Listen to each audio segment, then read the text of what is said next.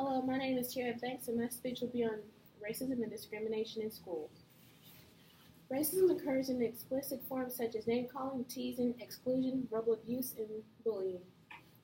It is also commonly and indirectly presented through prejudiced attitudes, lack of recognition of cultural diversity, and culturally biased practices.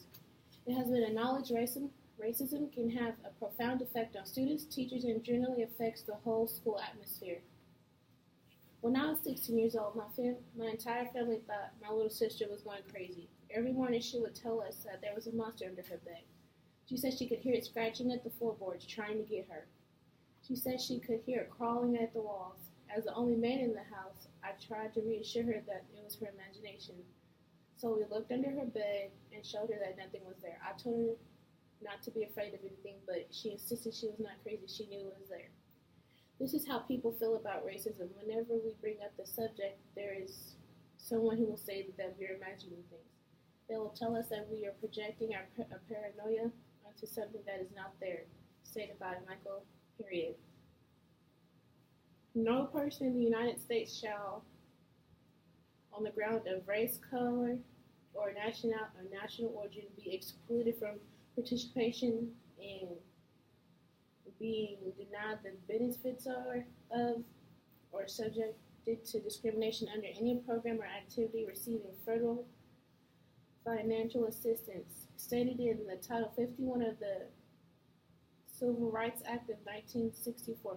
Many people say there is no racism in schools because of the Section 9525 of the Elementary and Secondary Education Act of 1965, the Title 55 of the Civil Rights Act of 1964, which prohibits discrimination on the basis of race, color, and national origin, but every school does not enforce these acts. When someone of color experiences racism or talks about it, a majority of people say there is no racism because of the laws, but the laws are not actually doing anything. The administrators, and staff members of school are not enforcing these laws in the classrooms. In schools all across America, there is racism and discrimination, and no one is talking about it or solving the issue. In schools, African American students are racially profiled and stereotyped. When an item goes missing, the first person to be accused is the African American student. Also, to joke around, students ask, do you like fried chicken? Do you like grape Kool-Aid? Or do you like watermelon? Hispanic students are often asked, are you legal or can you understand English? Social media plays a big role in racism in schools. Students post photos or comments that offend students. A parent of two kids who attend Richardson grade schools were attacked by the racist memes that, according to RISD officials, were crafted and circulated on social media by two students from J.J. Pierce High School. The graphic and offensive images targeted students at Richardson High, which boasts about 3 times as many black students as Pierce did, stands about, in which it stands 2 miles away. The memes were surfaced in the days leading up to the Thursday night football game between the two rivals. Depicts images of a burning cross with Richardson High's emblem in flames and a hooded KKK terrorist parading Pearson's Mustang logo. There's another picture of a whip-wielding overlord whipping a slave.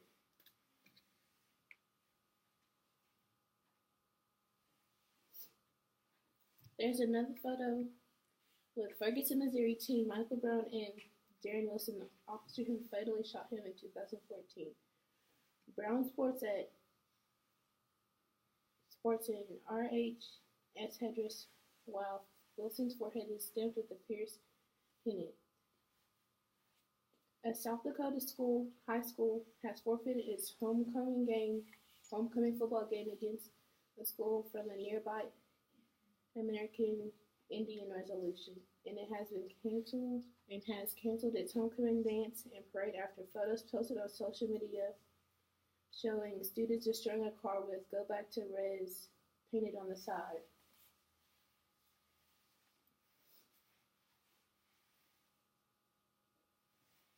Hispanic students have experienced more racism since the election on Donald Trump. The Catello High School student Tristan Gray, who's Hispanic, was terrified in the wake of Donald Trump winning the presidential election.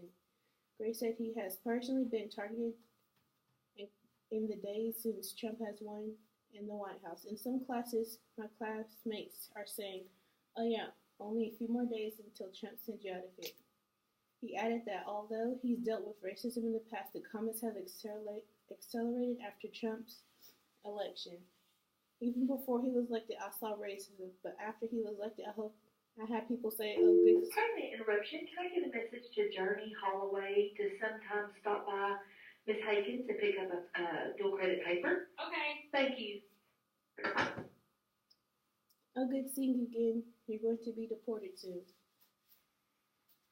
A substitute at South Mecklenburg High School in Charlotte, North Carolina, said, "Go back to where you speak Spanish if you don't want to speak English." When the student was asking him if he was being racist, the substitute replied, "I'm racist, right?"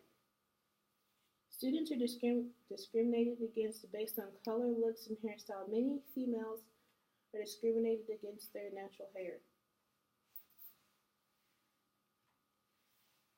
In Belton, Texas, a third grader, Vanessa Van Dyke, was being bullied about her poofy hair by classmates at Faith Christian Academy. Instead of putting a stop to the bullies, the private school suggested to her mother, Sabrina Kent, that she should straighten her hair or cut it. Van Dyke was given a week to do one of the two choices or she would be expelled. School administrators and staff members are not doing anything about it, so students have took it into their own hands by protesting and boycotting.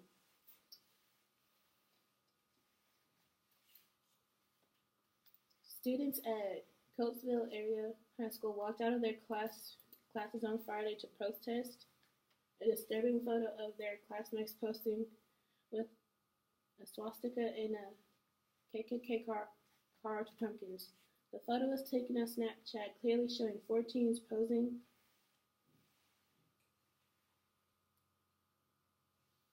with 4 pumpkins, 2 of which had regular jack-o'-lantern faces carved into them. Coatesville High also made headlines last week when a photo circulated of a black doll hanging from the ceiling of a locker room. The district superintendent told NBC 10 that the doll was placed as a prank with no intention of racial intimidation. Racism and discrimination is still alive, running through schools, shaming the minorities of America. Thank you.